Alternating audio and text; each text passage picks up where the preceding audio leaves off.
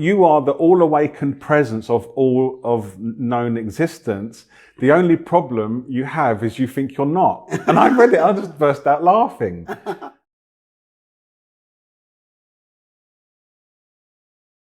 It's one of the most funniest paradoxes to talk about awakening, because one, you can't really say you're awake because the one who awakes vanishes. That's the first thing.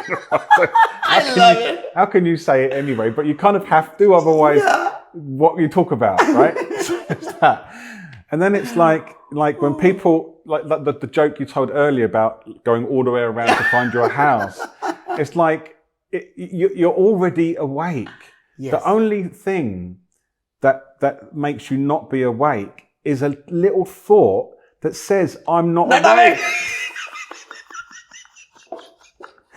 They say this in the Ashtavakra Gita. Yes. It says something, one of the very early verses, I think it's verse 3 or something, it says something like, you are the all-awakened presence of all of known existence. The only problem you have is you think you're not. And I read it, I just burst out laughing.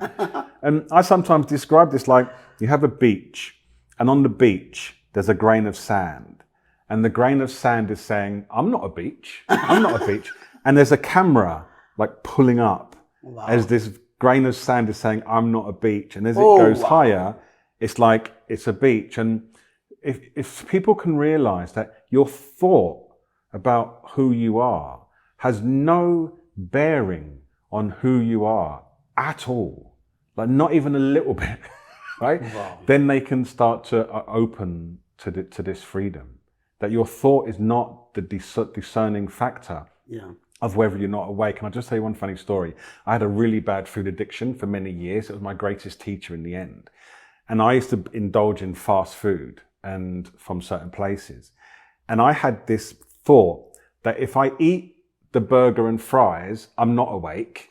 And if I don't eat it, I'm awake. So imagine me sitting in the fast food place going, oh my God, now I'm also not awake as well as eating burgers.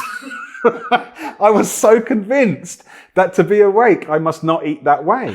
So these little thoughts, just throw them all of them, abandon. They have nothing. They're useful to find out what time we should meet. But for your nature, they are your nature. It's like the stars are shining in the sky and they're sparkling. And we're analyzing the sparkling to decide if it's the sky, when it's just sparkling. And then there's this sun in the morning, the sun of awakening that you illuminated in your Sangha. So all the stars are the problems of life, right? On the black sky of consciousness. And this sun rises up and it just starts to outshine everything. They haven't gone, but they're outshone.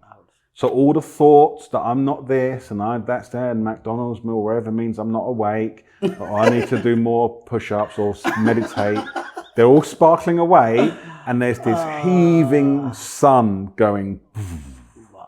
And that is who you are.